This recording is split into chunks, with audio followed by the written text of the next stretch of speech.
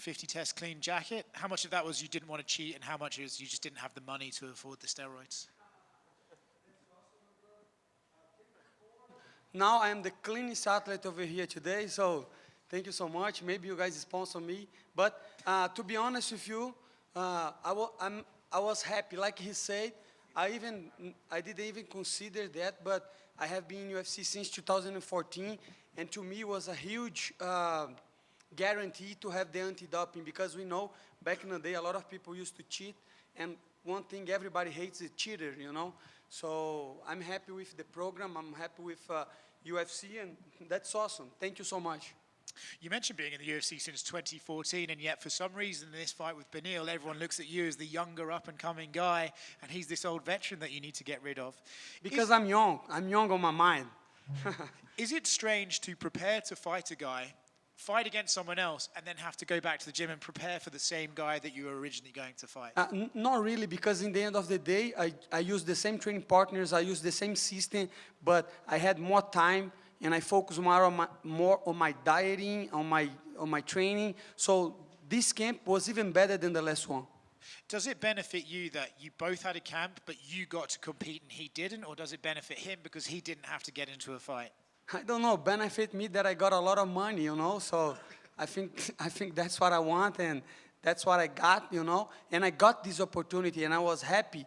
And sometimes life throws at you a challenge. I come up short, but now I have the chance to get back, to beat Dariush, and to climb the rankings again, so I'm happy. In a way, it's obviously the fight with Islam didn't go your way, right? But in a way, this is the best case scenario, because now he's moved up.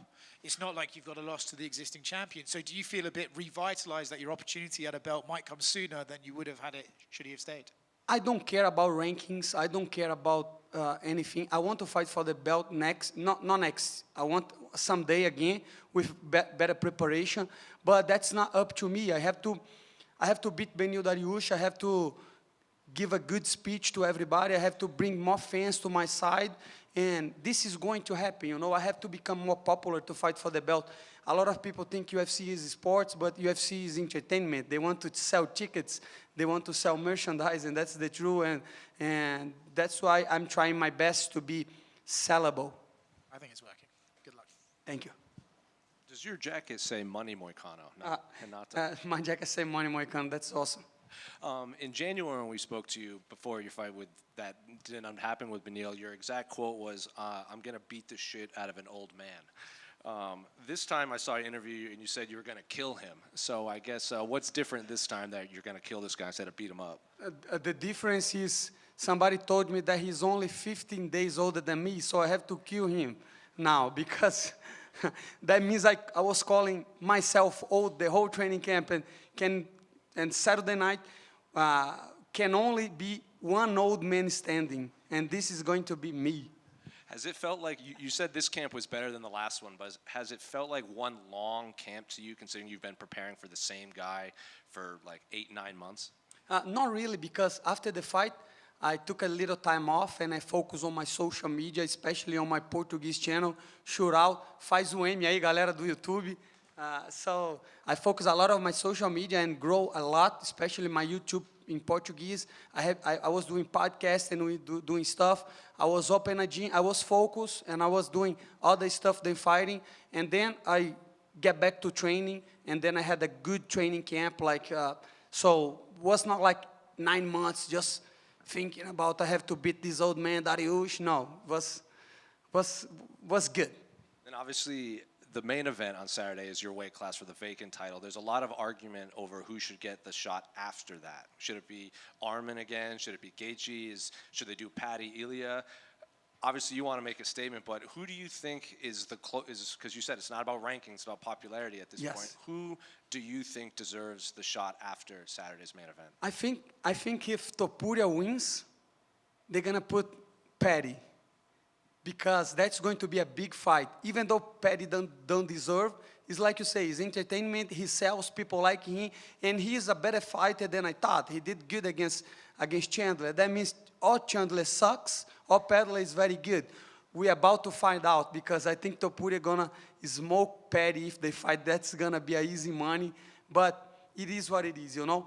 I think if you see, if we have merit on the sport, I would like to see Armand Sarukian because he is the number one contender. But like I say, this is not a sport. This is a sport, but more they want to sell tickets and rankings really doesn't matter. Well, I think Armin's weighing in as the backup for Saturday anyway. So do you think that means like he's most logically next, especially if Charles wins, he has that win over Charles already? No, I just think like if something happened, they don't want to give me money again, you know? They say, hey, put Armand Sarukian. This guy is already got good money, so I don't want to pay him again. Renato, who do you have winning in the main event? Unfortunately, Topuria. I'm saying that with a broken heart. You know, I'm a huge Charles Oliveira fan. I wish this guy could speak English so you guys can see the emotion, the connection that he has with the fans, especially being from a very poor background. You know, the way he communicates himself in Portuguese is amazing. I am a fan, but Topuria beat two of legends on his previous fight, you know. He beat Volkanovski, that you can arguably tell that on the first fight, Volkanovski did very good. And then Max Holloway, and Max Holloway just knocked Gaethje. So Topuria is very, very dangerous, very, very dangerous. What were your thoughts on Islam moving up to welterweight? And, you know, since you've been in there and fought him, how much success do you think he's going to have at welterweight? I think he's going to have success against JDM. I'm not so sure, but I think he did the right thing, you know, move up, try to get 2 belts, and then stop, like Khabib did, you know. If you keep fighting enough, you're going to lose. We saw that with Anderson Silva. I don't know, maybe some people here are younger than me, and they didn't even see the Spider fighting. But when Anderson Silva was fighting, was like legendary. Everybody, he was undisputed, the best fighter of all times, and then he lost, and then everybody forget about him. So if you want to keep your legacy, you should fight, and then try to fight for another belt, and then retire. Do like Khabib, because I remember Jose Aldo, I remember so much fighters that they lost on the end of their careers, and then kind of the legacy were ruined. So I think Makhachev is doing what he was supposed to do. I think he beat GDM, and then if Topuria wins, he get back and fight Topuria, and I think that's a good career. And last one for me, I think the most interesting aspect of this weekend's fight with you and Beneil is the ground game. Both you guys have very good jiu-jitsu. Who, in your mind, has the better jiu-jitsu between the two of you? I think that's a good question. That's a very good question. I think Beneil Dariush has a better ground game than me, so he has a better guard, and I think I have better jiu-jitsu game on the top. You know, if I can put him down, I will do like Benoit Saint-Denis. I'm going to use my elbows, you know, but if he put me on the ground, that's going to be trouble. Here, Renato. Here. Good afternoon. Here, Renato. Talking about your YouTube channel that you said recently, we could see you training with your ATT training partner, Mateus Gamrot, which has an amazing display of wrestling and is also a former opponent of Beneil Dariush. We've been talking also about wrestling and jiu-jitsu. Do you think that the key in order to get the win this Saturday is your wrestling and your jiu-jitsu, or do you think that the fact that both of you are great grapplers are going to strike more? I think it's going to be a very interesting fight, looking like analysts, you know, because we both have good jiu-jitsu game, like you say. We both suck at wrestling. We're not good at wrestling. And we both are, like, it's kind of different, you know. I think I am a sharper and better striker than him, and I think he got more power on his left hand and on the hooks. So it's going to be a fun fight. I don't know what's going to happen. This is MMA. Everything that I think about a fight, it happens on all the way, but I'm ready for whatever happens. Thank you. Thank you. Renato right here in the back. Renato, you're one of the favorite personalities for a lot of the fans. Outside of maybe your friends and teammates, is there a fighter on the microphone that you really like to listen to? I used to love Chalsone. I know some people don't like him, especially Brazilians. Me, myself, I hated him. I remember in 2013 or 12, something like that, I was a kid. I was not in UFC. And then I was almost asking my friends to give me money so I could go to the UFC Rio, so I could sucker punch him. I wanted to Although I know this guy gonna beat me, but I'm gonna punch him and gonna run. And now I like him because the stuff, because I know that's a character, that's not what he really believes. He was just trying to draw attention, and not only draw attention, because draw attention is easy, but to be smart with the mic is very hard. And I remember after the interviews, the stuff that he say, he's a fucking genius. Not on YouTube though, on YouTube he sucks. Oh my gosh. In January at the press conference, I think most people would agree you stole the show, and that was a big part of why the UFC also wanted you to main event when Armin pulled out. Do you have anything planned for this Thursday? You get another press conference again with Beneil. Do you have any big plans? Not really. I was surprised on the last press conference because everybody was calling money. So right now, UFC, you see, I'm a popular guy. We need to raise more money for Moicano. But jokes aside, I never think on what I'm going to say. I just have a lot of stuff on my head, and when people ask, I talk. Are you going to be throwing out any more fake money at the weigh-ins? No more fake money. Now I will throw real money. So prepare for the $100, bro. Let's go. Renato, right here. Before your loss to Makhachev, you were on a four-fight win streak, including that great performance in Paris against Benos and Denis. What version of Renato Moicano can the fans expect to see this Saturday? A very hungry one, like you say. I was coming maybe the best win streak of my career, because I count as a 5 because I lost to Rafael dos Anjos, a fight that I took not on 155, that was 160.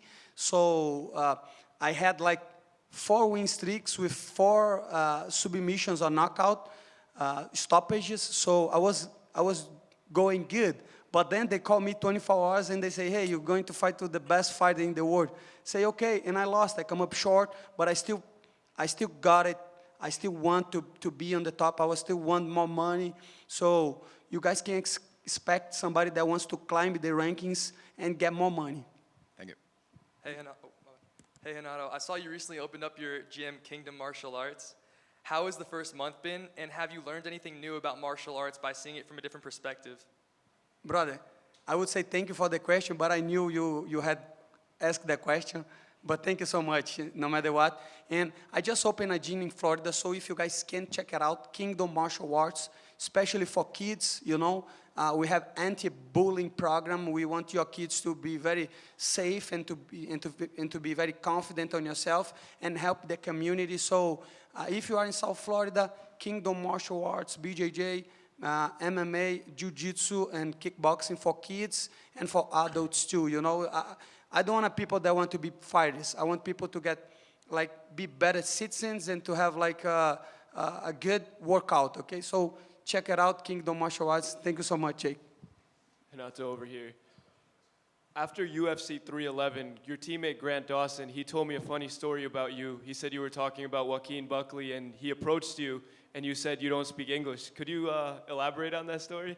Yes, at the time, like last year, I was in the International Fight Week, and was me and Gilbert talking, and back in the day, Joaquin Buckley wanted to fight Gilbert, and then he approached me, and he started to speak in English, and I didn't understand a lot, but I say, hey, sorry, my English is not that good, and he say, hey, I watch your fucking podcast every week, my brother, don't come up with that shit, I know you speak in English.